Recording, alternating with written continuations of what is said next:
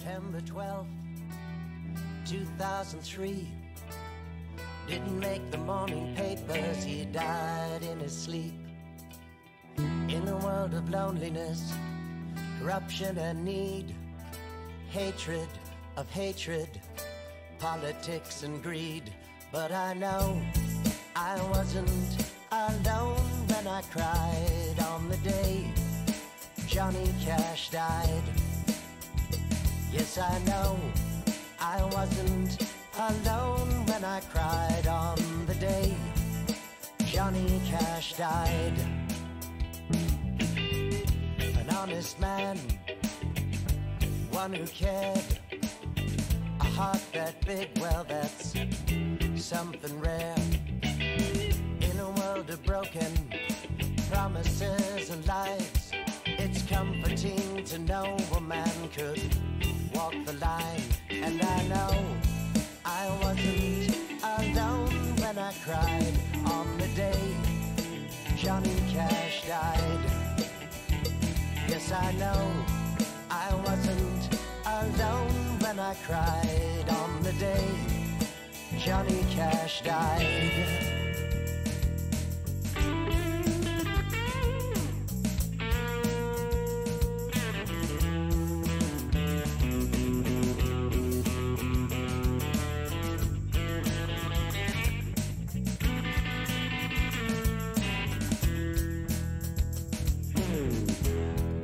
Saint of the working man, of every tortured soul that does the best they can. If you're broken down and the world is on your back, have faith in the star above that's wearing black. And I know I wasn't alone when I cried on the day Johnny Cash died. And I know I wasn't alone when I cried on the day Johnny Cash died. Yes, I know I wasn't alone when I cried on the day Johnny Cash died.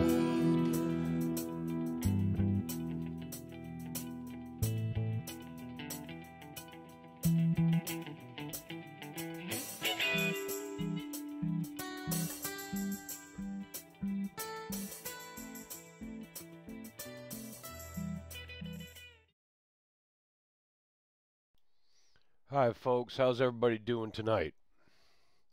Welcome to Politically Speaking live on YouTube. I'm hoping to have some guests in here in a little while. Going to check on the chat room here in a second. Hello to everybody on Facebook. This is going out live over YouTube. I'm going to turn this mic down just a little bit here. Maybe keep some of the echo out of there.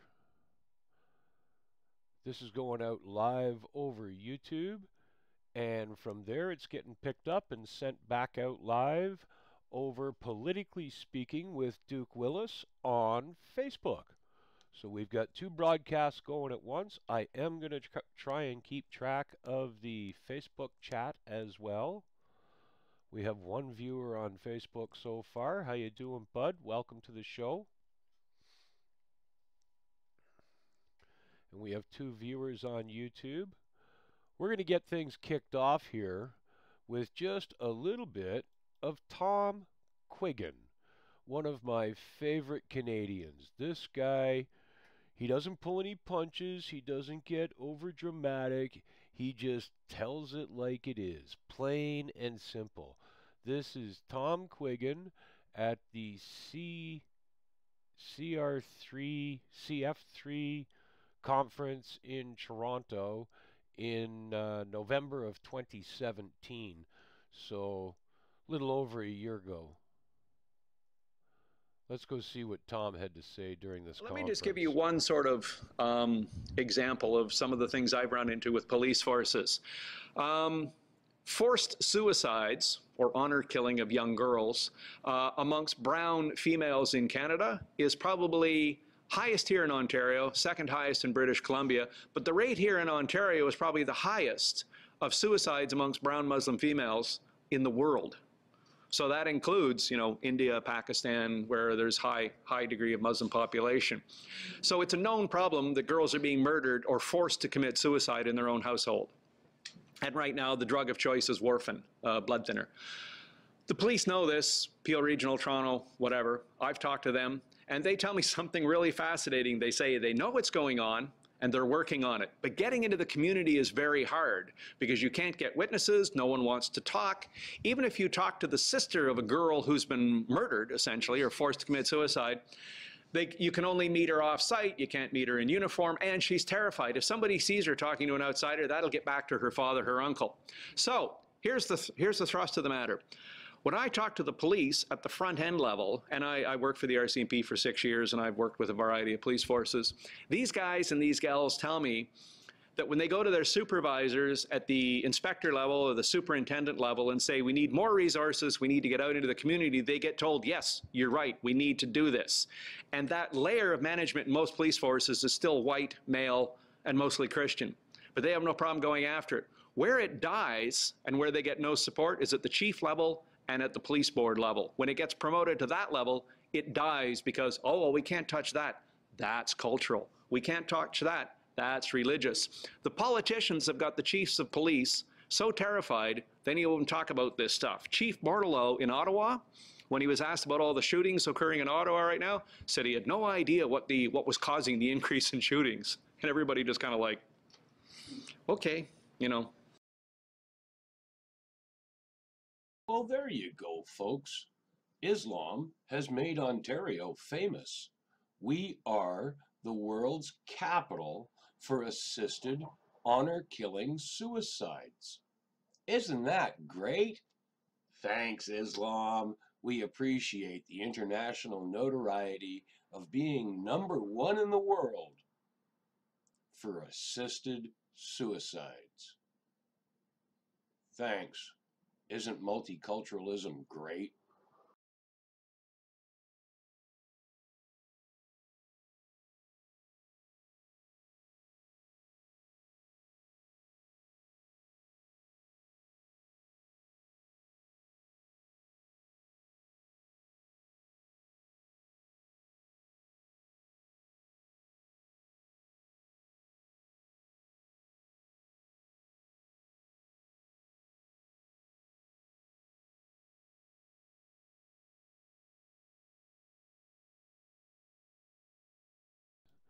That I mute the microphone while I'm showing videos so that you guys don't hear me knocking around and kicking around back here. And I forget to unmute it when the video is done, so you just see me flapping my gums. That's probably your favorite part of the show, is when I'm yakking away and you don't have to listen to me. You just see me going, yeah, nah, nah, nah, nah, nah.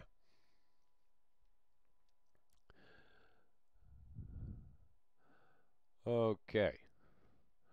So tonight, I want to talk about what Tom Quiggin was just talking about. The fact that politicians control our laws. Shouldn't our laws control our politicians? Like, shouldn't it be the other way around? In the United States, in their Constitution, politicians are controlled and bound by the laws of the Constitution. You couldn't hear the video, Eunice is saying. That's not good. We'll work on that, because I got more videos to play here.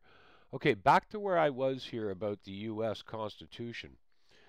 In their Constitution, it defines and lays out very specifically what the government is allowed to do, how laws are enforced, what the police are allowed to do, what rights the citizens have. That's different than here in Canada. It's totally different. Here in Canada, our politicians can influence law enforcement. Just like you heard Tom Quiggin talking about. The politicians can influence the chiefs of police as to how, when, where, and why they apply the laws that apply to you and I. It's called selective policing. You turn a blind eye to some and enforce the rules extra hard on others. It's a form of, guess what? Totalitarian communist control. Wake up and smell the sickle and the hammer. And yes, I'm eating candies. Why? Because Amanda dropped them off to me right before my show started. She spoils me that way. Hey, Jason, how you doing, buddy? If we got anybody here in the YouTube chat room, let's have a look. Nope. You folks over on Facebook, if you've got Skype on your computer, you want to join the show, just add Duke Willis on Skype, and I'll bring you into the show live on YouTube. Or come over to my channel on YouTube, Politically Speaking. Click subscribe and ring the bell, get notified every time we go live on YouTube. You better get to know where my YouTube channels are, because it's only a matter of time before the Zuckerstapo ban me from Facebook again. So, as much as you don't like using anything other than my Facebook profile, you don't need a profile. Just open YouTube on your browser. In the search screen at the top, in the search bar, just type in Politically Speaking, and it'll bring you to my channel. You'll see a bunch of videos, video options will pop up. If you scroll down, you'll see the little icon that shows you the outline of a fella standing in front of a microphone. Okay? That's all you'll see for a picture, is just a black silhouette in front of a microphone. That's my Politically Speaking channel. Come, subscribe to the channel, click the bell, ring the bell rather, make it go ding, and it will notify you every time we go live, which is every Saturday night. So Facebook, you're getting second place because I need you folks to get used to coming to YouTube. Facebook is a great place for me to reach all kinds of people. I think I know why you folks aren't getting... Is that better? Are you getting audio now? Haha. That may have been a problem. I noticed an X on a speaker icon up there, so I clicked that. As I was saying, hopefully now you folks on Facebook can hear me. As I was saying, Facebook, you guys need to get used to coming to YouTube and following me on YouTube. I've got no choice but to start doing more work on YouTube. Hey, John. Hi, Jason. I've got to start focusing more work on YouTube because Zuckerstapo have proven they are going to hunt me down and ban me every chance they get. So to avoid being silenced, I'm asking you folks, please come to my YouTube channels. Thanks, Eunice. I see you on my YouTube. Thank you. Hit the subscribe button. Ring the bell so you get a reminder of, or a notification rather, of when I go live, because things are going to start heating up here. I've been talking with Billy Joyce. It looks like Billy and I are going to start doing live shows on my Canadian Truthers channel. Okay? We just talked about it yesterday and today on the phone. And yeah, here I am. I'm talking to guys out in BC. I'm talking to Billy out in Nova Scotia. He's in Halifax. This is nationwide that I'm trying to pull these people together so that the Canadian message can be found in one place. all the messages, not just one voice, not just one message told by different people, but all messages. Messages you may not agree with. Some of you may not like Stephen, what's his name? Oh, I can't think of his last name now. The fellow with the big tattoo on his chest that pisses everybody off. You know, I hope it pisses you off. I hope it brings you back so you get pissed off a second time and a third time and a fourth time. Because I may not agree with what he has to say, but I will defend to my death and give him the same opportunity I give anyone else. I will defend to my death his right to say what he wants to say. I may come out and issue an absolute total disclaimer telling you that, look, what he's telling you is bullshit. But I'm going to let him tell you. If he makes a fool out of himself, whoever he is or she is, I'm going to let them open their mouth, and if they succeed in stuffing both their feet in there, that's their fucking problem, not mine. Okay? If they succeed in convincing you to believe in what they're saying, then I guess maybe it was worth it for you to listen to them. It's not for me to judge. It's not for me to filter. I'm here to make sure everyone has a voice. That's why the other night I let Gary Gilbert come on and talk about Stephen Myatt and what was going on, because Gary was talking to me privately, and I said, dude, I don't want to hear this.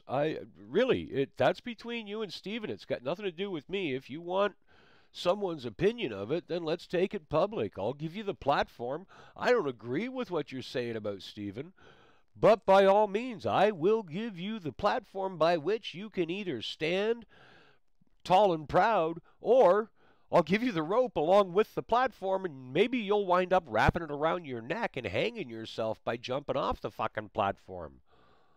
Yes, John, I am live on YouTube. No, John, I'm not on the Truthers channel. I'm on Politically Speaking YouTube. I have multiple channels. I explained this the other night. Please increase your oxygen levels. You need to pay attention a little more.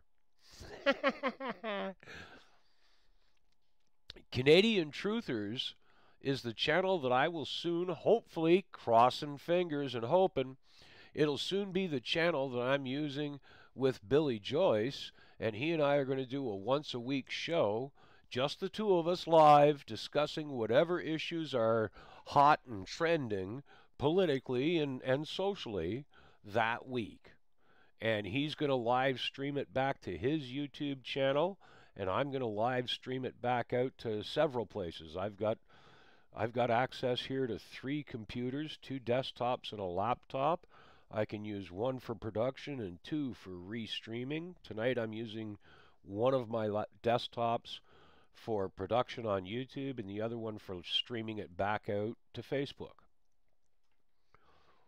So tonight, if you want to watch me on YouTube, John, go to YouTube/Politically Speaking. I think you can see it. Wait till this banner across the bottom.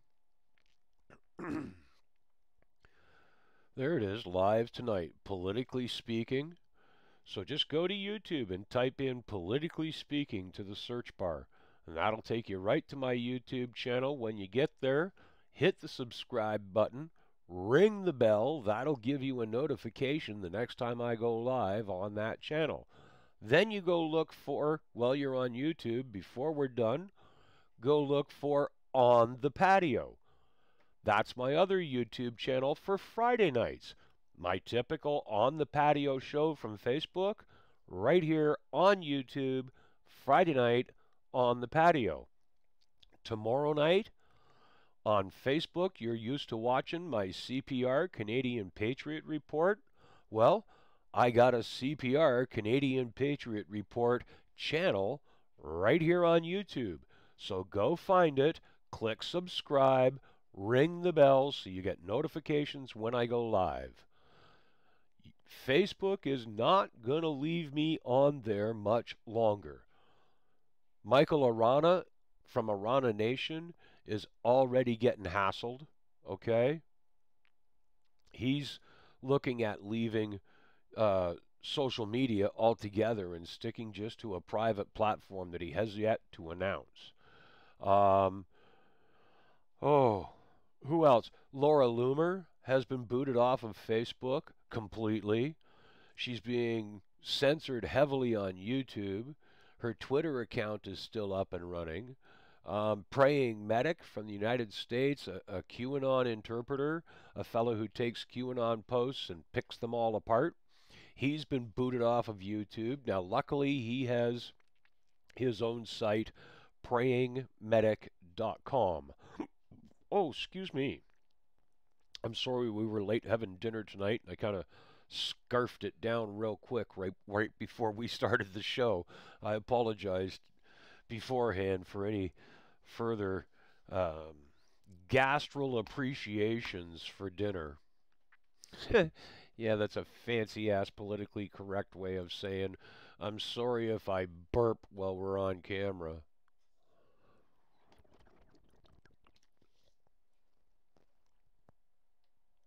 Well, there's a post I'm happy to read off.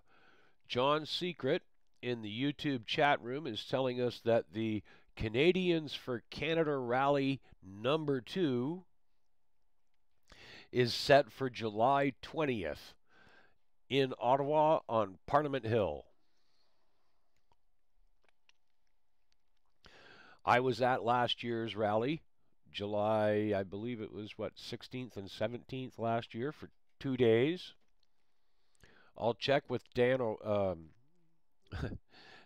I almost said Dan O'Rourke. That's another buddy of mine, Dan Dubois. I'll check with Dan Dubois and let you folks know for sure whether this is a 1-day or a 2-day event. Either way, the top hat will be there. Don't worry about that. I won't miss an Ottawa rally. Not with C3 anyhow. And I'm sure a number of the Northern Guard will be there as well.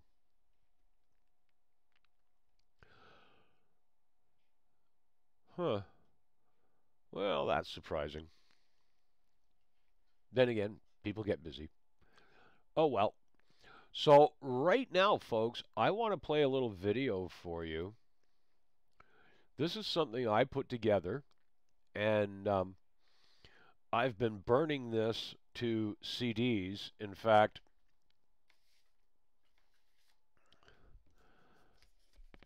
there's one of them. I write on it with just Sharpies, colored Sharpies, write on what's on what's on recorded on it. Brain fart, couldn't think of the word recorded. I write on what's recorded on it and carry them around in my inside coat pocket. I carry anywhere from a dozen or so, maybe more, every morning. I try and keep a dozen in my coat pocket. I walk into Tim Hortons, I drop them down on people's tables. That, as I'm walking up to the counter, I'll swing through the seat section instead of just staying out in the aisle coming from the door, and I'll just pull one out of my pocket and drop it on that table and pull another one out and drop it on that table. And if people look at me weird, like, what the hell are you doing? I just look at them and say, hey, an old guy with a big white beard just gave you something at Christmas time. Smile, ho, ho, ho. And I walk away. They don't know what to think. They sure as hell ain't going to get nasty with me. It's just a DVD. But I'll tell you what. Compared to a business card, when's the last time you reached into your wallet or into your purse or into the console of your car and dug out an old, dirty, beat-up business card and thought to yourself, who the fuck is this and why do I have their business card? You get handed this, you're either going to immediately drop it in the garbage can, or eventually, sooner or later, you're going to take it home, plug it in, just to satisfy the curiosity in your head of what's on it. Well, on this particular DVD, and I changed them up. This is my third round of DVDs. I buy a stack of empty DVDs. I think there's 250 in the case that I bought, and I bought a bunch of sleeves at Staples. There's what, 200? I'm looking at the box over there. Yeah, 200 of the paper sleeves with a clear window on the front. The whole thing, CD and sleeves, I've got about 4 to 4.5 cents per DVD tied up. So it's about twice, it's the price of a really good quality, top of the line, textured finish business card. That's what you're going to pay for a good quality, say black with a holographic or mirror image on the business card, that kind of thing, something really flashy. It's going to cost you 4 or 5 cents a card. I do DVDs for the same reason, and they don't get put in your wallet and forgotten about for 6 months. They don't get put in the console of your car, under your spare house keys. They don't get put in with your gloves in the glove compartment. They're not forgotten because they're too big, bulky, and awkward. You either have to consciously decide to throw it away right away or keep it just to see what the fuck is on it. They work great, people. Honest, they do. And they get the message out. And just so you know what the message is, this is the video that's on the CD right now that I'm handing out to people. I've entitled it Canadian Truth. Can you handle the truth about Canada?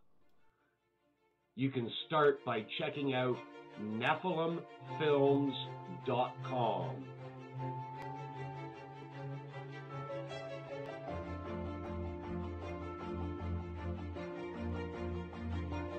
Welcome back to the show. We are hitting the home stretch. We're going to take our time with this. We're going to ease into this like a lukewarm bath. Maybe just a hot, not a hot, too hot. We're not going to scare people, but we have Doug Force here. And welcome, Doug. You're making a film called The Myth is Canada. I am. And well, we are, actually. I shouldn't say I am. Yeah. Well, what's happening? I asked a simple question. In 2017, we're celebrating 150 years of Confederation, are we not? It's Yes, all over we the are. place. They Yeah. had big parties this summer. Yep. And they say in 1867, the British North American Act caused Canada to confederate. Right. In 1889, the Interpretation Act that was created in the UK said that the Dominion of Canada was a colony. So how can we have confederated in 1867 and be a colony in 1889? Well, then we had the Statute of Westminster, right? Correct. That ended the British North American Act. But prior to that ending, they did something very, very smart. Queen Victoria, she wanted to end the monarch of Canada, and in 1893, they did what they call the Statutes Law Revision Act, which took out the enacting clause from the British North American Act, but also more importantly, it took out Section 2 of the British North American Act, which said that there was a monarch in perpetuity through heredity. It eliminated that. So in 1901, when she passed away, the monarchy ended in Canada. So I asked the question, Okay. in 1982, when Pierre Elliott Trudeau went to England, what queen was he taking the Canada Act to? Because it certainly wasn't the Queen of Canada. We hadn't had one since 1901. I, Justin P.J. Trudeau, do swear that I will be faithful and bear true allegiance to Her Majesty Queen Elizabeth II, Queen of Canada, her heirs and successors. So help me God.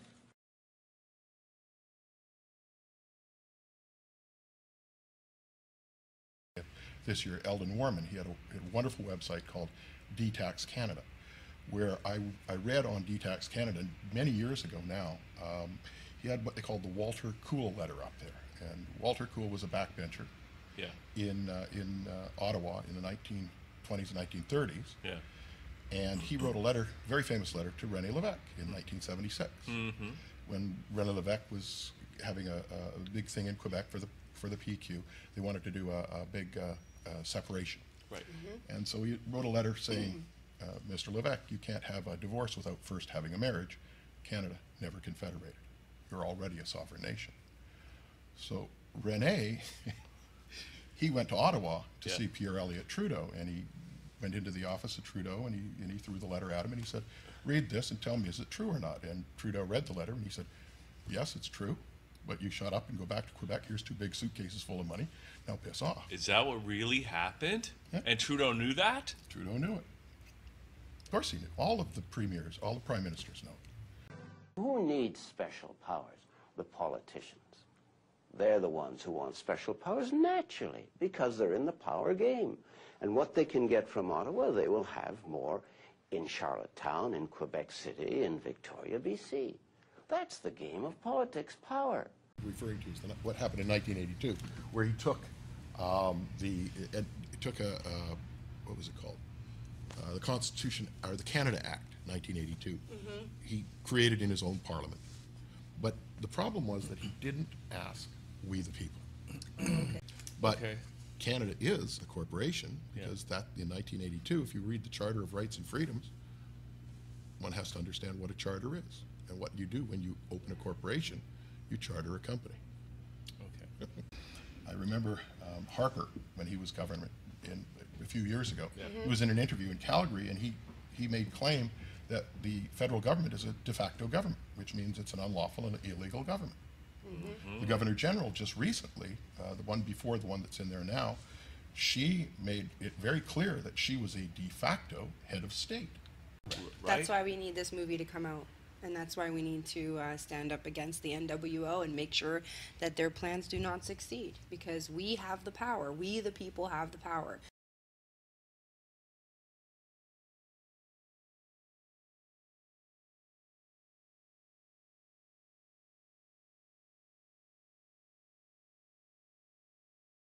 Hi, everybody. What you're about to see are some clips from a video produced by Rocco Galati, noted Canadian constitutional lawyer. Listen to what this man has to say about Canada being a dictatorship.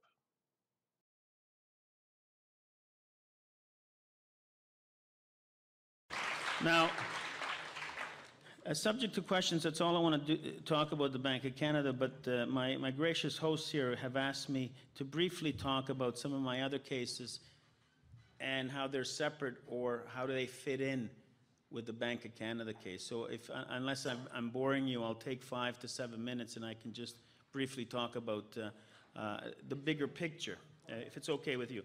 All right. So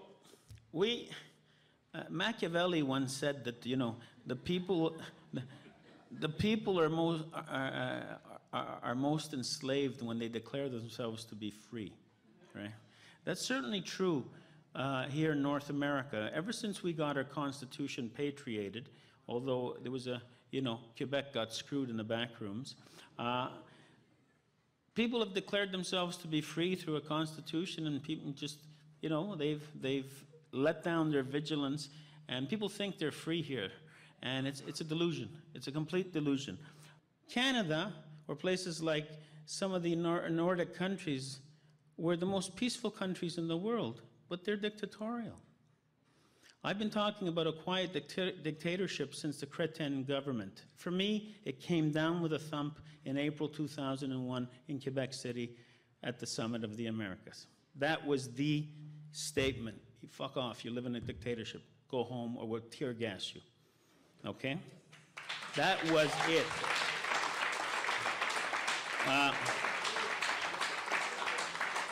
defended the First Nations at Gufferson Lake. I don't know, who remembers Gufferson Lake? Very few. Lloyd Axworthy and Princess Diana of Wales were touring the world trying to convince the world that we should ban landmines, military landmines. First Nations in northern BC occupied a piece of land they said was stolen from them.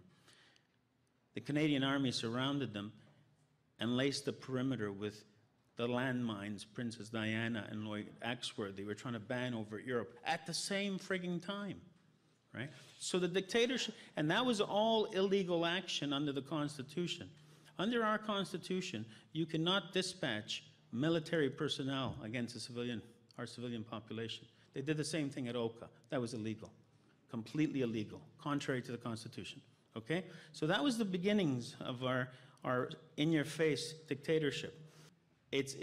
All governments, we have political parties that just have different football jersey colors, you know? I mean, there's not much of a spectrum, right? So we got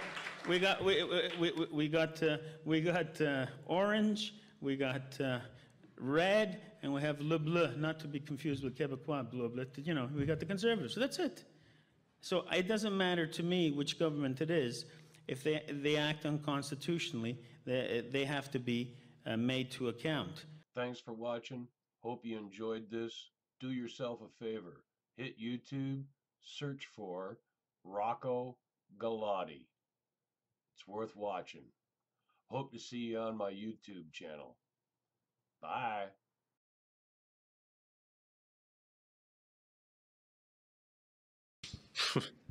The greatest threat to our freedom of speech, I would say, is political correctness. So I'm going to start a bit about a personal introduction, and I'm going to say, just so you'll know, and it's important later, that I'm a court expert in Canada on jihadist-based terrorism.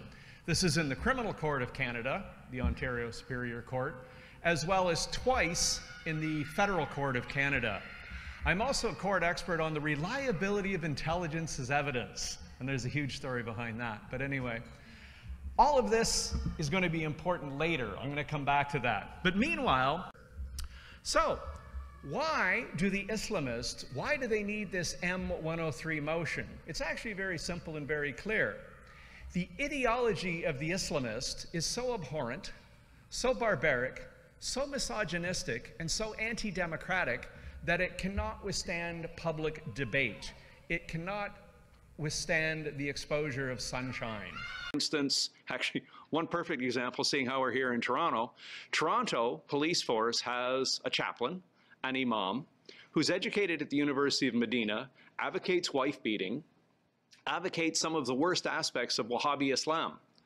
But yet he's a chaplain for the Toronto Police Force. So more people should be questioning the Toronto Police Force and saying, why is that guy your imam? Why not somebody from one of the more modernist organizations? That would be just one approach at the civic, provincial, and federal level. The greatest threat to our freedom of speech, I would say, is political correctness. Yeah, it's something we should be taking seriously, and if we're not, we can look at France and Belgium and just say that's where we're going in the next few years.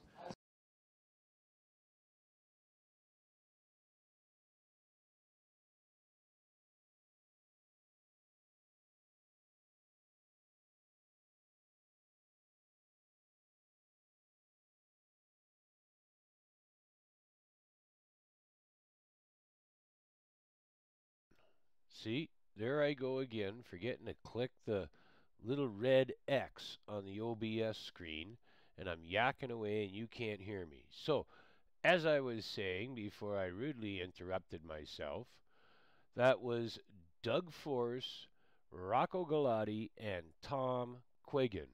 And if you can't figure out from listening to those three short little clips, and if you need more of it, go Google them. Doug Force, NephilimFilms.com. Rocco Galati, Canadian constitutional lawyer. Just go to YouTube, punch in Doug Force, hit search. Rocco Galati, ROCCOGALATTI. And, of course, Tom Quiggin. If those three people don't make you sit up and say, what the is going on? Then you're brain dead. There's no hope for you. Really, there's no hope for you. And that's part of the realization that patriots and the politically aware need to accept. Not everyone got on Noah's Ark. Okay? Let's just leave it at that. As for the political perspective, all kinds of people are up in arms at me. They're like, Duke, you got to talk about this. We got to do something about this immigration mandate propaganda bullshit thing that the UN is pushing Trudeau to sign. And I keep telling them all the same thing. Dude, it don't matter, because before we convince the government to not do what they're doing and listening to us, before we convince them of that, there's going to be a shit ton of dead Canadians laying on the streets.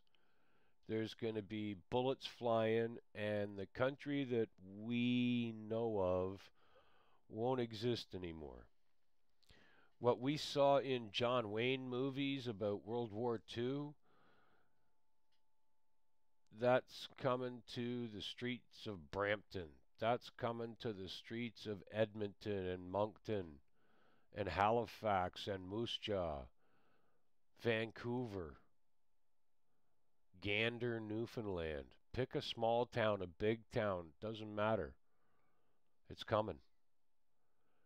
And it's not us who are going to start it. It wasn't the French who blew up their own goddamn cities. It wasn't the French who went into Germany and pissed off the Nazis and Hitler.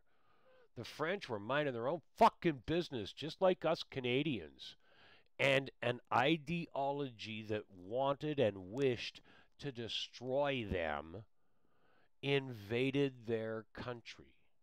It ignored their borders, invaded their country, and did its best to destroy the people, the culture of France. That was World War II.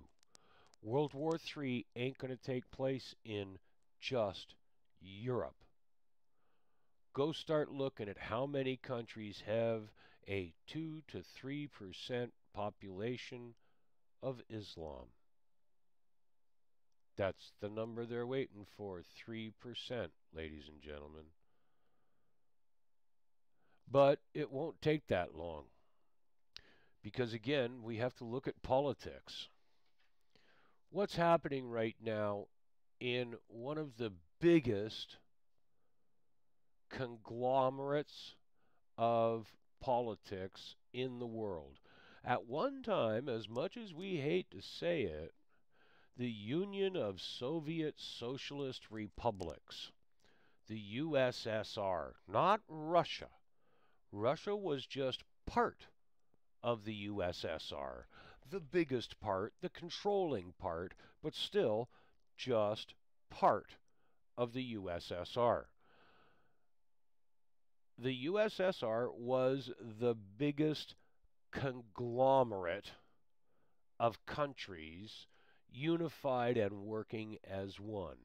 They were forced to do it, yada, yada, yada. There was a whole bunch of other factors that I'm not going to get into now. But the bottom line was they were all amalgamated, unified into one. The European Union is attempting to do the very same thing in Europe. And as the European Union slowly tightens its grip around the control levers, the control mechanisms of these European countries, we're seeing more and more of these countries rebel, refuse, and fight back against the policies of the EU. Now we've got all kinds of countries jumping up saying, no, we're not signing this migration pact or immigration pact or whatever they call it that Trudeau just agreed to. And really, it doesn't mean anything except buy more bullets. We just have more targets to shoot at when the time comes. Because trust me, they're going to shoot at you. Here's a little concept that pacifists and people who are just dead set against the fact that war is coming. Here's what they don't understand. I'm not going to be the first one to fire a shot. Canadian citizens, Canadian patriots are not going to be the first ones to fire a shot. We're going to be the ones who stand up and say, stop shooting at us, motherfucker, and shoot back. Because guess what? There are going to be more dead 10-year-olds on Danforth Avenue. There are going to be more dead groups of people on Yonge Street plastered across the front of a van. There are going to be more cops run down and stabbed in Edmonton. There are going to be more 13-year-old Maria Shens in British Columbia. Okay? Go listen to Tom Quiggin. He'll tell you. If you want to know where we're going, look at France, look at Germany, look at Belgium, because that's where we're going. Have you seen France, Germany, or Belgium recently? Real pictures of it. There's a reason your mainstream media, the propaganda artists of Justin Trudeau's $6 billion payroll, or 60 million, or however much he used to pay them off. It doesn't matter. It's all fiat currency. You know what fiat currency is? Like Fiat, the car, only this is currency. Fiat currency is fake currency. It's not backed by anything. It's no different than me taking this and going, okay, where's my marker? Here, I'll tell you what, I'm going to make me some money. There.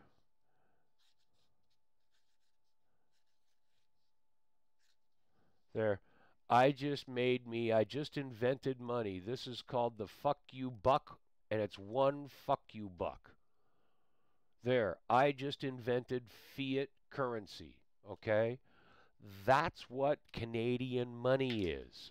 It's this. It has no backing behind it. Our Canadian mint doesn't print the Canadian dollar. Our Canadian government doesn't print the Canadian dollar. My hat is getting really, I'm under a bright light here, so I'm going to take this thing off.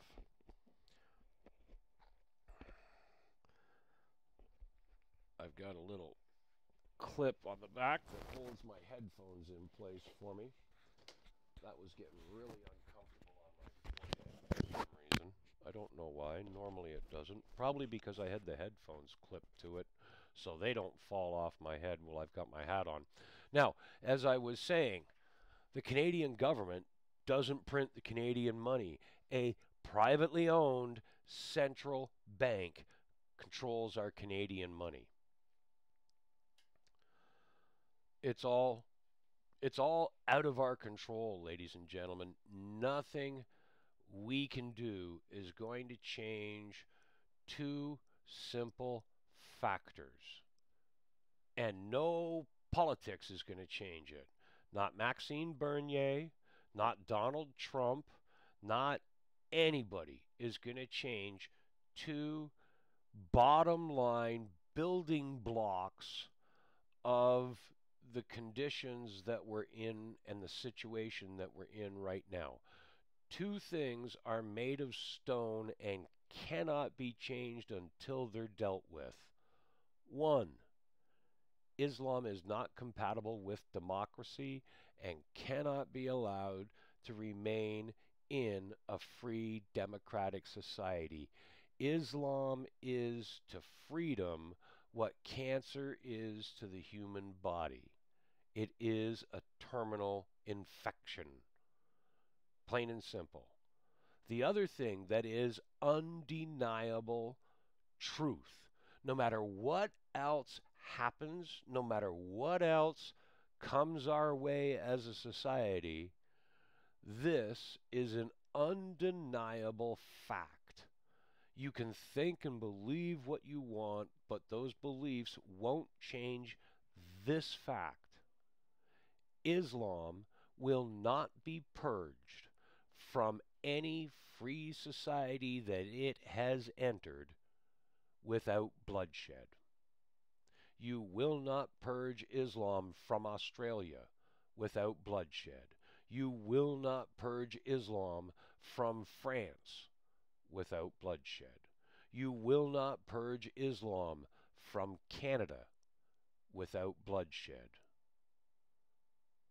Those are just two truths, undeniable, no matter how anything else plays out. Islam and democracy are not compatible by Islam's own confession. The Imam of the Canadian Armed Forces on his own Islamic Circle of North America website says, and I quote, Islam is not compatible with democracy. Plain and simple. Their words, not ours. And all you have to do is look anywhere around the world, anywhere throughout the last 1,400 years of history, anywhere in the globe during that time frame, Islam will not be purged from a free society without bloodshed. Politics be damned, ladies and gentlemen. That's the politics of today's real Canada. If not today, tomorrow, the next day, at some point in time. That's the reality of today's political Canada. Everything we ever were told that Canada was, it's not.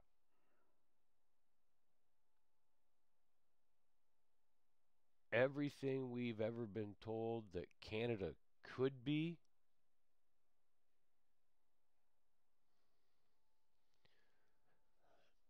it's now up to us to make that a reality.